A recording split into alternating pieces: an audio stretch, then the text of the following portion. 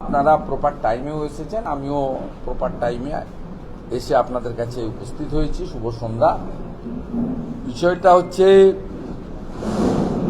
আপনারা জানেন যে বহু চর্চিত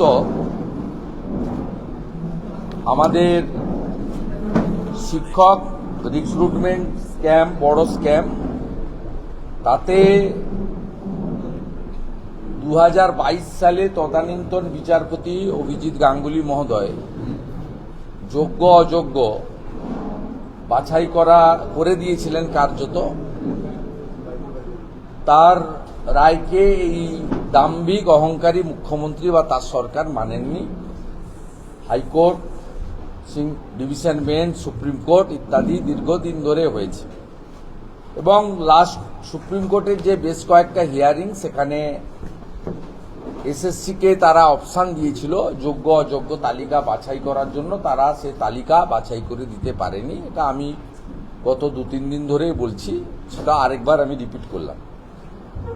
এই 1804 জন নাম প্রকাশিত হয়েছে এবং যে অভিযোগটা আমরা সবাই করছিলাম যে জীবনকৃষ্ণ সাহাদের মতো এজেন্ট এবং এজেন্টের মাধ্যমে যে অর্থ তোলা হয়েছে, পার্থ চ্যাটার্জি এবং লিপস অ্যান্ড বাউন্সের চিফ এক্সিকিউটিভ অফিসার কালীঘাটের কাকু খ্যাত সুজয় কৃষ্ণ ভদ্ররা ভাইপোর বিহাপে এবং তৃণমূল কংগ্রেসের বিহাপে মমতা বন্দ্যোপাধ্যায়ের প্রতিনিধি হিসেবে যে অর্থ কালেকশন করেছেন, তার মেজর টাকাটাই কালীঘাটে গেছে। এটা ইতিমধ্যে বিভিন্নভাবে প্রমাণিত।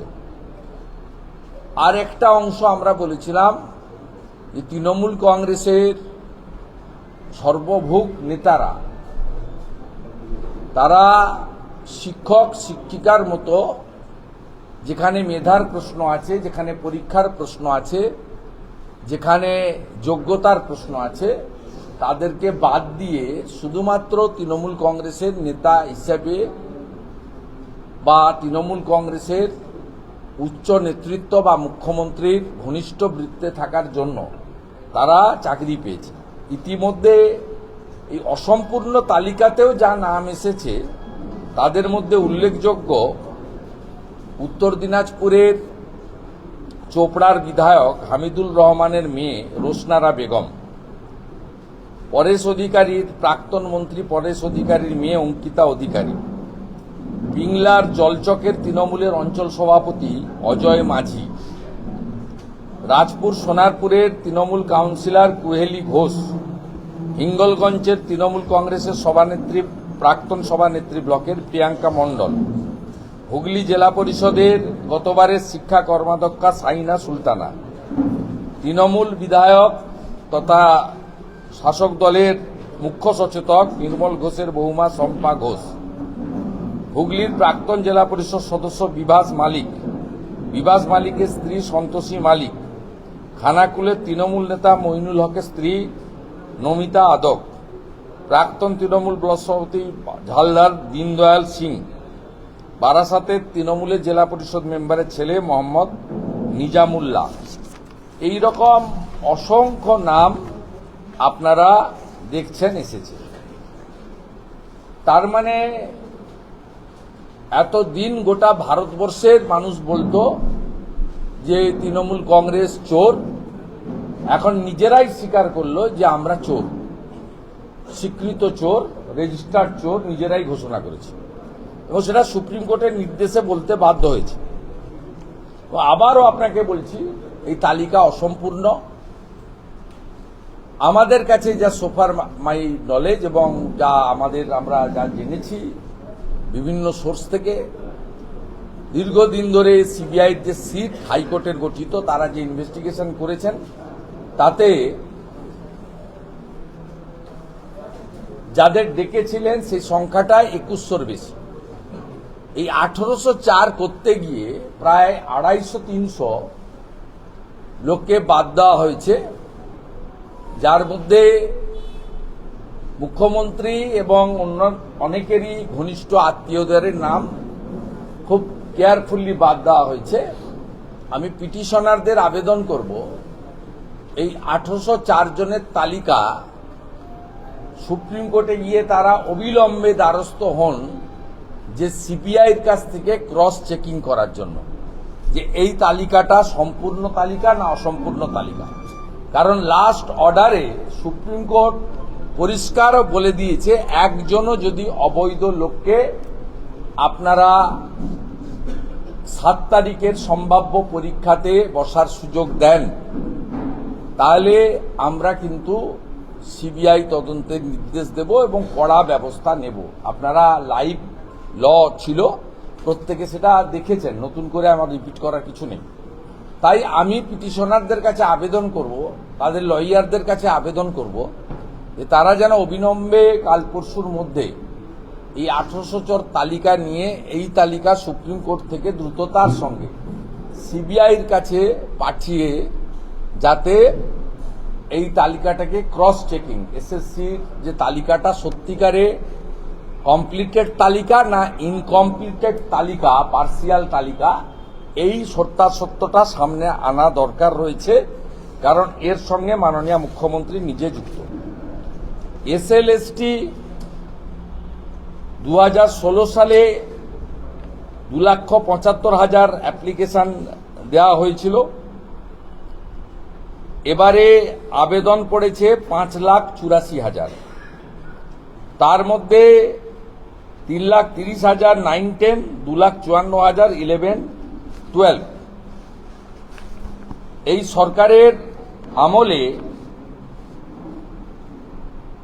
আপনার নিয়োগ প্রক্রিয়া কার্যত WBSSCর হয়নি। পরবর্তীকালে তো পার্থ চ্যাটার্জি মন্ত্রী হওয়ার পরে এসএসসি তুলে দিয়েছিলেন, এসপি সিরার নেতৃত্বে নিজের পিএস অভিজিৎকে দিয়ে পলিটিক্যাল কমিটি বানিয়েছিলেন। এবং এসএসসির যে 5টা রিজিওনাল অফিস ছিল আমাদের শিলিগুড়ি, জলপাইগুড়ি, মালদা সহ বাঁকুড়া সহ 5টা অফিসকে তুলে দিয়ে সেন্ট্রালি করে দিয়েছিল বিকাশ ভবন থেকে, যাতে চুরি চামারিটা সব দক্ষিণ কলকাতা থেকে বসেই করা যায়। এটা হচ্ছে মূল জিনিস। অতএব এবারেও পরীক্ষার ক্ষেত্রে অনেক ত্রুটি বিচ্যুতি লক্ষ্য করবেন, কারণ বেকাররা অধিকাংশই আগ্রহ নন, কারণ তারা জানেন চাকরি এখানে হয় না, আর চাকরি কিসের ভিত্তিতে হয়। এবং অন্যদিকে 2016 সালে যেখানে আবেদনের ফি ছিল 255 টাকা জেনারেল এবং ওবিসির ক্ষেত্রে, 85 টাকা SC ST এবং ফিজিক্যালি চ্যালেঞ্জের ক্ষেত্রে, এবারে জেনারেল এবং ওবিসির ক্ষেত্রে 500 টাকা, SC ST ফিজিক্যালি চ্যালেঞ্জের ক্ষেত্রে 200 টাকা করে বাণিজ্য করে দেওয়া হয়েছে। সব মিলিয়ে আমরা এই যে দুর্নীতিগ্রস্ত সরকার, এই সরকারের সম্পূর্ণরূপে মুখ্যমন্ত্রীর পদত্যাগ এবং গ্রেপ্তার দাবি করছি। ত্রিপুরাতে যে 10,000 সামথিং বাম আমলে চাকরি গেছিল, সেখানে কিন্তু সুপ্রিম কোর্টের নির্দেশে হয়েছিল, তারা কখনো কিন্তু রাজ্য সরকার তালিকা প্রকাশ করেনি। হরিয়ানাতে 3,000 প্রাইমারি টিচার রিক্রুটমেন্ট বেআইনি প্রমাণ হয়েছিল বলেই শিক্ষা দপ্তর না থাকা সত্ত্বেও ওমপ্রকাশ চৌটালাজিকে, প্রাক্তন মুখ্যমন্ত্রীকে, তিহার জেলে 5 বছরের বেশি থাকতে হয়েছে। আজকে সুপ্রিম কোর্টের নির্দেশে সরকার যেখানে ঘোষণা করছে অসম্পূর্ণ হলেও 1804টি অবৈধ নিয়োগ আমরা করেছি, হাসতে হাসতে নাচতে নাচতে বলছে। তাই আমরা রাজনৈতিকভাবে দাবি করছি যে অবৈধ নিয়োগ একটাও যদি সরকার নিজে স্বীকার করে, সেক্ষেত্রে সে সরকারের চেয়ারে থাকার কোনো অধিকার নেই। তাই মুখ্যমন্ত্রী পদত্যাগ করুন এবং দ্রুত নির্বাচনের ডাক দিন। বাংলার জনগণই ঠিক করবে কাকে বসাবে মসনদে। সাথে সাথে যোগ্য অযোগ্যের 22 সাল থেকে যে দীর্ঘ লড়াই, মহামান্য সুপ্রিম কোর্টের নির্দেশে আংশিক হলেও যে তালিকা প্রকাশিত হয়েছে, এই তালিকাতে অযোগ্য যদি 1804 বাদ চলে যায়, তাহলে 15,000-এরও বেশি যারা শিক্ষক শিক্ষিকা রয়েছেন তারা যোগ্য আমরা ধরে নিতে পারি কেন তারা যোগ্য। তাহলে এই যোগ্যদের কেন পরীক্ষায় বসতে হবে? এদের কেন ডিসেম্বর মাসের পরে চাকরি অনিশ্চিত হবে? আমরা এদের চাকরির কন্টিনিউটি দাবি করছি। কিভাবে করবেন? মুখ্যমন্ত্রী দ্রুততার সঙ্গে 7 তারিখের আগে এই অযোগ্য বাদ দিয়ে যোগ্য তালিকা নিয়ে প্রধান বিচারপতির কাছে পৌঁছান।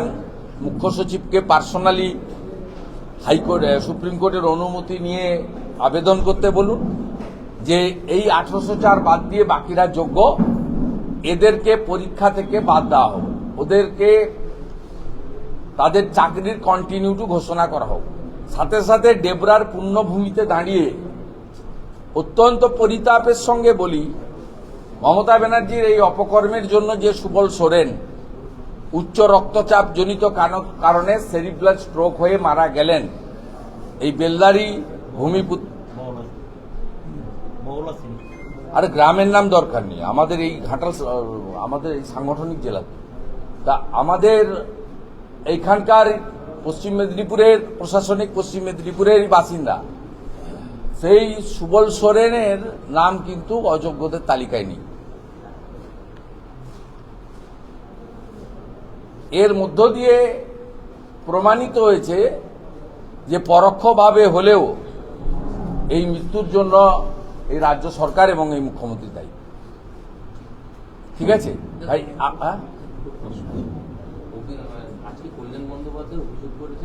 আমি দুপুরে কি অভিজিৎ গঙ্গোপাধ্যায় যখন বিচারক ছিলেন তখন বিকাশ ভট্টাচার্যকে জুনিয়রদেরকে দিয়ে এরকম কতগুলো মামলা করিয়েছে এবং টাকা তুলেছে, তার তদন্ত হওয়া উচিত বলে কল্যাণ বন্দ্যোপাধ্যায় দাবি। তদন্ত করুন না, অভিজিৎ বাবু তো এখন বিচারপতি নন।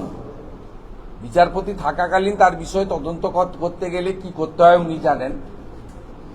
সেই তদন্ত করতে গেলে যে নিয়ম আছে নিয়ম অনুযায়ী করুন।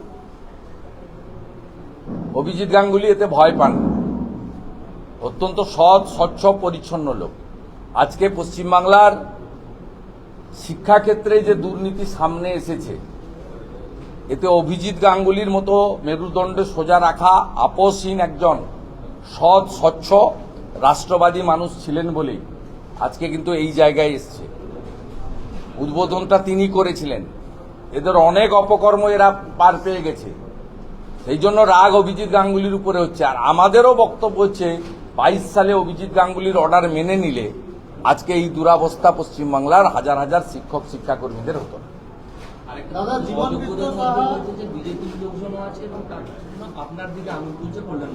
সেই উত্তর আমি দুপুরবেলা দিয়ে দিয়েছি। আমার কোনো আত্মীয় স্বজন, আমার ধারে পাশে কোনো লোক আছে, এমন লোক আপনি পাবেন না, খুঁজলেও পাবেন না। আর আমি সৌভাগ্যবান মা বর্গভীমার আশীর্বাদে যে এই দুর্নীতিগ্রস্ত পার্থ চ্যাটার্জির সঙ্গে আমার বাক্যালাপ ছিল না। আমি সৌভাগ্যবান। আর কল্যাণ অধিকাংশ সময় মদ খেয়ে থাকেন। যখন এই কথাগুলো বলেছেন তিনি সুস্থ ছিলেন কিনা আমার যথেষ্ট সন্দেহ আছে, নইলে তিনি এই ধরনের কথা বলতে পারেন না, সজ্ঞানে অন্তত বলতে পারেন না, আমি অন্তত এটুকু বিশ্বাস করি। সাথে সাথে আমি পরিষ্কারভাবে রাজ্য সরকারকে চ্যালেঞ্জ করছি যে তারা নিজেদের স্ট্যাম্প চোর হিসেবে প্রতিপন্ন করেছে। আর আপনি ধরুন, আমাদের ভাঙড়ে একজন ভারতীয় জনতা পার্টির পদাধিকারীর ছেলের নাম এসেছে। আমি এই নেতাদের, তৃণমূলের যে নেতারা, এরা টাকা দিয়ে চাকরি পায়নি, এরা পার্টির সুপারিশে পেয়েছে।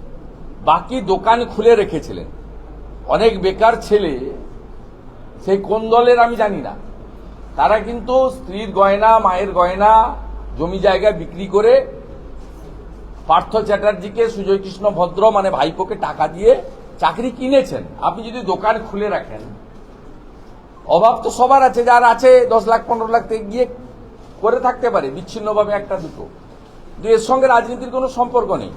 এবং আমি যে মাটিতে দাঁড়িয়েছি, এখানে মোহনপুরের কালীপদপতি, পাঁশকুড়ার তাপস মণ্ডল, কোলাঘাটের রতনুগুচ্ছাই, পাবলিক পিটিএ মেরে দিয়েছিল ভগবানপুরের নান্টু প্রধান, এরা সব পার্থ চ্যাটার্জির এজেন্ট হিসেবে এই এলাকা থেকেও, এই রাজ্যের বহু জায়গায় এজেন্ট ছিল, তার মধ্যে এখান থেকেও এজেন্ট ছিল। যেমন জীবন কৃষ্ণ সাহা একটা এজেন্ট, তার সাব এজেন্ট কাঁদি, নবগ্রাম, খড়গ্রামের এমএলএ ছিল। তাপস শাহ যে মারা গেছে এমএলএ, সে একটা এজেন্ট। এখানে মোহনপুরের কালীপদ পেতেই মাদুর পেতে বসে টাকা তুলত সবাই জানে। আমি তার অডিও আমি লিক করেছি। অতএব এই যে পুরো ব্যবস্থাপনা, এই 1804 জন যদি দাগি হয়, সবচেয়ে মহা দাগি হচ্ছে মমতা ব্যানার্জি। তার আশ্রয় প্রশ্রয় নেতৃত্বে এত বড় দুর্নীতি হয়েছে। মমতা ব্যানার্জির পদত্যাগ এবং এই দুর্নীতির দায় তার বিরুদ্ধে কোর্ট মনিটরিং করা এজেন্সির ব্যবস্থা নেওয়া উচিত বলে আমি দাবি করছি। দাদা, জীবন কৃষ্ণ সাহা 75 জনের কাছ থেকে টাকা নিয়েছিল, ঘুষ নিয়েছিল চাকরির জন্য, ইডির তদন্তে উঠে এসেছে তথ্য। এ ভুল তথ্য, অনেক বেশি। জীবন কৃষ্ণ সাহা, কেষ্ট মণ্ডল, এদিকে কাঁদি, খড়গ্রাম, নবগ্রামের তৃণমূল বিধায়করা বড় সিন্ডিকেট চালিয়েছে বীরভূম এবং মুর্শিদাবাদ জেলায়। ওই যাদের টাকা নিয়েছে তাদের 20 ভাগ লোকের চাকরি হয়েছে, বাকি লোকের টাকা মেরে দিয়েছে, পুলিশের ভয় দেখিয়ে ফেরতও পায়নি। আবার কিছু কিছু লোকের টাকা 5 বছর 7 বছর খাটিয়ে নিয়ে শেয়ার বাজারে বা অন্য জায়গায় কিছু কিছু করে ফেরত দিয়েছে। একটা ভিডিও ভাইরাল হয়েছে, দেখেছেন আপনারা, যেখানে 4 লক্ষ টাকার মধ্যে পাওনাদার যার চাকরি হয়নি তিনি গিয়ে বলছিলেন আমাকে তো অন্তত 2 লক্ষ টাকা ফেরত দিন। অতএব এই সংখ্যাটা মিডিয়াতে হয়তো এসেছে জিজ্ঞাসাবাদে, কিন্তু আমরা তো প্রত্যেকটা এলাকার খবর রাখি। অনুব্রত মণ্ডলের সাহায্য নিয়ে বীরভূম এবং মুর্শিদাবাদের একটা বড় অংশে জীবন কৃষ্ণ সাহা এই র্যাকেট চালিয়েছে। আমি দাবি করব তদন্তকারী সংস্থাকে শুধু ভাইপোর পিসি নয়, মানে ওনার যে কাউন্সিলর পিসি নয়, অনুব্রত মণ্ডলকেও জীবন কৃষ্ণ সাহার সঙ্গে মুখামুখি বসানো উচিত। তাহলে কিন্তু আরো বড় র্যাকেট পাবেন। তার সঙ্গে কাঁদি, নবগ্রাম, খড়গ্রামের তৃণমূলের এমএলএদেরকেও মুখামুখি বসানো উচিত। সংসদে আমাকে হুমকি দেওয়া হলে দলের মহিলা সাংসদরা চুপ করে বসে থাকে, বিস্ফোরক কল্যাণ বন্দ্যোপাধ্যায় ওর কথার আমি উত্তর দেবো না, ওর কথার উত্তর দেবো না। ওই সব কথা বলে দাম বাড়ায়, তারপরে বলবে রাখি পূর্ণিমার দিন দিদি আমাকে ফোন করলো, 3 বার thank you thank you thank you করলো। সব লোকের মেরুদণ্ডের মানে কিছু নেই, ফালতু। মমতা ব্যানার্জির আশ্রয়ে লালিত পালিত এই কর্মচারী শ্রেণীর লোক। পুরো মালিক মমতা, এমডি হচ্ছে তার ভাইপো। এদের সম্পর্কে আপনারা সময় নষ্ট করেন, আমাদের সময় নিয়ে নষ্ট করার মতো।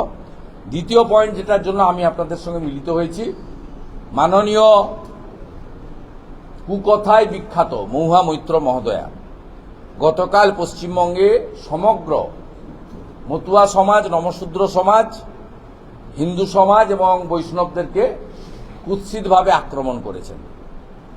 মহুয়া মৈত্র সেকুলারিজমের পাল্লায় পড়ে তিনি জানেন না আমাদের হিন্দুদের গলায় যেটা থাকে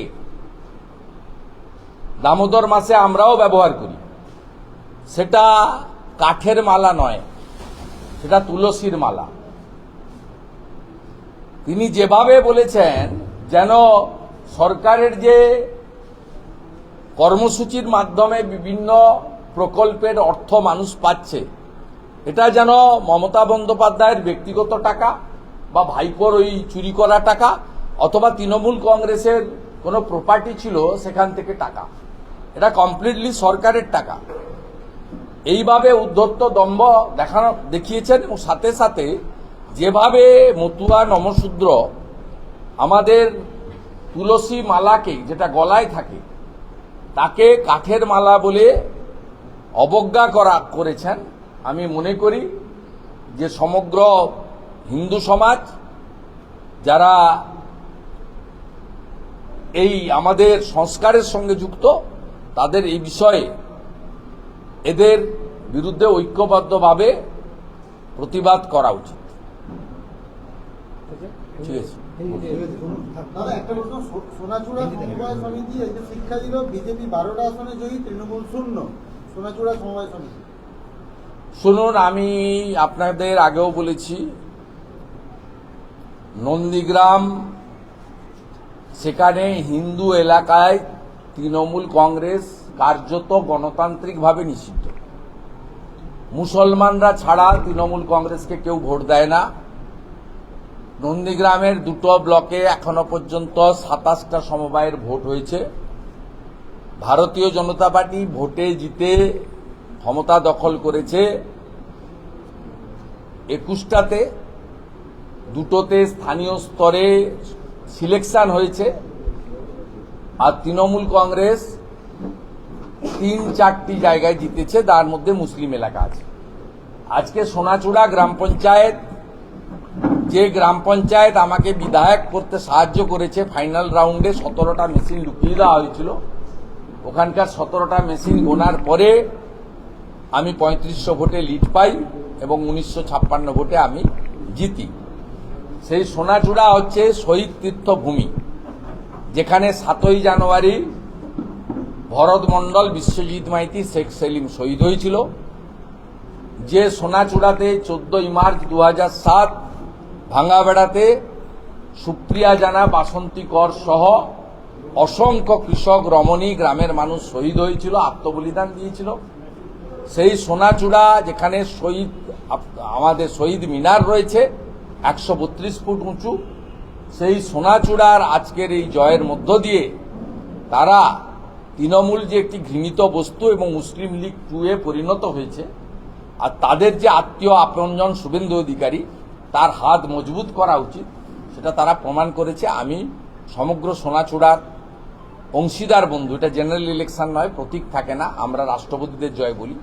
আমি তাদেরকে ধন্যবাদ জ্ঞাপন করছি। এবং আজকের জয় নিয়ে মোট পূর্ব মেদিনীপুর জেলায় 54টা সমবায় সমিতিতে বিজেপি জিতল, বিজেপি সমর্থিত, প্রতীক নেই, আমরা বলি বিজেপি সমর্থিত, রাষ্ট্রবাদীরা জিতল। এবং এর সঙ্গে 86,000 অংশীদার সদস্য যুক্ত আছেন, 90,000-এর কাছাকাছি এসএসজি গ্রুপের মহিলা যুক্ত আছেন। এই 54টা সমবায় সমিতির প্রত্যেকটাই 11-র আগে সিপিএম-এর হাতে ছিল এবং 11-র পরে তৃণমূলের হাতে ছিল। বিজেপি সমর্থিত রাষ্ট্রবাদী প্রার্থীরা এই প্রথমবার এখানে জিতলেন। এর ফলে ক্লিয়ার সিগন্যাল ইস্ট মিদনাপুর থেকে ভোটাররা দিচ্ছেন যে আমরা 19-এ বিজেপিকে ভোট দিয়েছিলাম 37%, 21-এ বিজেপিকে ভোট দিয়েছি 44%, 24-এ বিজেপিকে ভোট দিয়েছি 46%, আগামী 26-এ আমরা 51% ভোট নরেন্দ্র মোদীজির প্রতীক পদ্ম ফুলে দেব। স্থানীয় স্তরে, যেহেতু ওই জেলার ভূমিপুত্র আমি, কর্মভূমি আমার, আমি নির্বাচিত জনপ্রতিনিধি, ভোটারও আমি, আমার প্রতি তারা আস্থা দেখাচ্ছেন, আমি তাদের প্রতি কৃতজ্ঞ। আমি গোটা বাংলার মানুষকে অনুরোধ করব যে একটা সময় মহামতি গোখলে বলতেন, what Bengal things today rest of the India things tomorrow. বরেণ্য নেতা মানে সিআর দাসরা বলতেন, what Midnapore things today rest of the Bengal things tomorrow. আজকে সমবায়ের ভোট, যেটা রাজ্য পুলিশের মধ্য দিয়ে ভোট হয়েছে, তাতে যেটা ইস্ট মিদনাপুরে আজকে দেখা যাচ্ছে, এই যে জয়ের ধারা আপনারা গ্রহণ করে চাকরি চোর, গদি ছোড়, এই তৃণমূলকে বিদায় দিন। আপনারা নিচে একটু অপেক্ষা করবেন। আমার অবিভক্ত পশ্চিম মেদিনীপুর জেলার 50 জন মতো সহকর্মী এখানে এসেছেন। আমরা ডাক্তার সোরেনের ইস্যু নিয়ে স্থানীয় স্তরে আন্দোলন করেছি, আপনারা জানেন। আমাদের জেলা সভাপতি সহ 13 জন বিজেপির প্রধান কার্যকর্তা, তারা দুবার গ্রেপ্তার হয়েছেন অন্যায়ভাবে। সারা রাত্রি যাপন করতে হয়েছে, এ থানা ও থানা করে করা হয়েছে। 107 দেওয়া হয়েছে, মানে এরা ক্রিমিনাল। 107 কারা, কাদের দায়? 107 বেলেবল হলেও 107 not good for the society. এইরকম ভদ্র লোকেদের বিরুদ্ধে 107 দেওয়া হয়েছে। আমরা এখানে মিলিত হয়েছি, আমরা দুটো কর্মসূচি নেব, একটা দেবরা থানা ঘেরাও, আরেকটা এসপি অফিস অভিযান। এবং এই কর্মসূচি শেষ হওয়ার পরে আমি নিচে নেমে যাওয়ার সময় এই দুটো ডেট আপনাদেরকে জানিয়ে দেবো, আমাদের সহকর্মীদের মতামত সব কিছু নিয়ে। হয়ে গেছে।